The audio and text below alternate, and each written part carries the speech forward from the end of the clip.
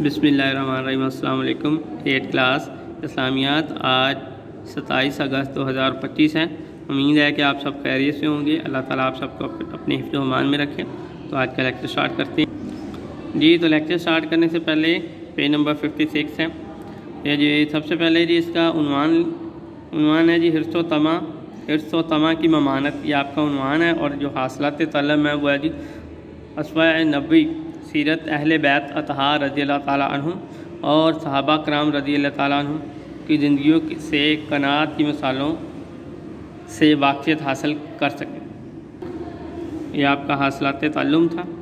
یہ اصل و اب ریڈنگ ہے پیج نمبر 57 پہ۔ یہاں سے نبی کریم خاتم النبیین صلی اللہ علیہ وآلہ وصحبہ وسلم کے صحابہ کرام رضی اللہ تعالیٰ عنہم بھی آپ خاتم النبیین صلی اللہ علیہ وآلہ وسلم کے نقش قدم پر چلتے ہوئے مال و دولت کی حرص اور لالچ سے بچتے تھے اور قناعت اختیار فرماتے تھے۔ ابو ہریرہ رضی اللہ تعالیٰ عنہ فرماتے ہیں کہ میں نے 70 صحابہ صفا رضی اللہ تعالیٰ عنہ کو دیکھا جن میں سے کسی ایک کے بدن پر بھی چادر نہ تھی، یا تو تہ بند ہوتا یا ایک ایسا کپڑا جس کو انہوں نے گلے میں باندھ رکھا تھا۔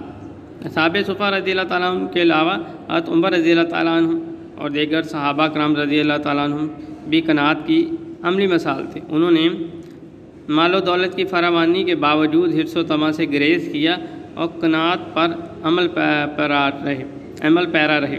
ان مقدس ہستیوں کے طرز عمل سے معلوم ہوتا ہے کہ قناعت کو اختیار اور حرص و طمع سے بچنا ہی اصل مطلوب اور کامیابی ہے۔ حرص و طمع ایک ایسی اخلاقی بیماری ہے جو معاشرے کو فساد سے بھر دیتی ہے۔ حریص شخص مال و دولت کے لالچ کی وجہ سے اللہ تعالیٰ کی یاد اور عبادات سے غافل ہو جاتا ہے اور اپنے مقصد حیات کو فراموش کر بیٹھتا ہے۔ لالچی شخص مال و دولت کا حریص ہوتا ہے۔ حریص کا مطلب لالچی، اور مال و دولت کے حصول کے لیے دوسروں کے حقوق کو پامال کرنے سے بھی گریز نہیں کرتا، مطلب دوسروں کے حقوق بھی کھا جاتا ہے۔ چوری، سود خوری، خیانت اور رشوت جیسی بیماریوں کا مرتکب ہوتا ہے۔ ان کی بدولت طرح طرح کے جرائم پروان چڑھتے ہیں، معاشرے کی تباہی اور بربادی کا باعث بنتے ہیں، جس وجہ سے معاشرے میں بھائی چارے کی فضا متاثر ہوتی ہے۔ نبی کریم خاتم النبیین صلی اللہ علیہ وآلہ وصحبہ وسلم کی سیرت مبارکہ، اہل بیت رضی اللہ تعالیٰ عنہ اور صحابہ کرام رضی اللہ تعالیٰ عنہ کی طرز عمل سے ہمیں یہ سبق ملتا ہے کہ ہمیں حرص و طمع جیسی بیماریوں سے بچنا چاہیے۔ ہمیں قناعت اختیار کرنی چاہیے، کیونکہ حرص و طمع انسان کے اخلاق کی خرابی کا باعث بنتی ہے، جبکہ قناعت کی صرف اللہ تعالیٰ کو بہت پسند ہے، اور قناعت پسند انسان کو اللہ تعالیٰ کی رضا حاصل، یعنی کہ رضا کم تو اللہ تعالیٰ ان سے خوش ہوتا۔ تو یہ آپ کا جو آج کی ریڈنگ تھی۔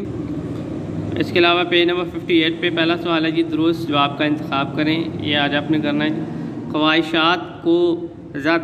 خواہشات کی زیادتی کو کہا جاتا ہے حرص۔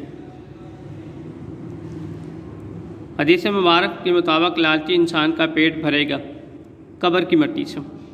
اہل بیت رضی اللہ تعالیٰ عنہ مہینوں گزر بسر کرتے تھے کھجور اور پانی پر۔ حرص و طمع ابھارتا ہے حسد کو۔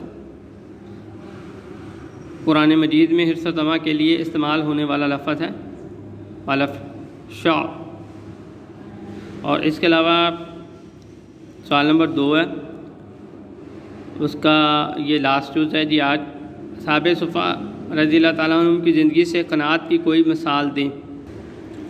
اس کا آنسر جی یہاں سے پیج نمبر 57 پہ۔ حضرت ابو ہریرہ رضی اللہ تعالیٰ عنہ فرماتے ہیں کہ میں نے 70 اصحاب صفا کو دیکھا جن میں سے کسی ایک کے بدن پر بھی چادر نہ تھی، یا تو تہ بند ہوتا یا ایسا کپڑا جس کو انہوں نے گلے میں باندھ رکھا تھا۔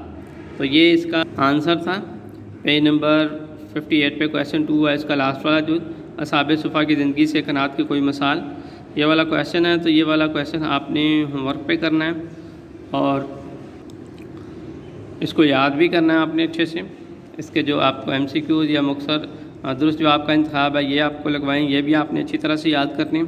اور سب بچوں سے گزارش ہے کہ جو بچے اپنا ہوم ورک اپڈیٹ نہیں کر رہے ہیں پورٹل پہ، یا آپ کر کے رکھ رہے ہیں، اس کو کر کے رکھنے کا کوئی فائدہ نہیں، آپ اس کو کر کے پورٹل پہ اپڈیٹ کریں۔ اور آپ کو پتہ ہے کہ اس کے ہوم ورک کے نمبر جو ہیں وہ امتحان میں شامل ہوں گے، اسی لیے اس کو لازمی اپڈیٹ کریں۔ اور اس کا یہ بھی فائدہ آپ کو کہ اگر کہیں غلطی وغیرہ ہوگی تو آپ کو پتہ چل جائے گا، آپ کی اصلاح بھی ہو جائے گی۔ تو اللہ تعالیٰ آپ کا حامی و ناصر ہے، آمین۔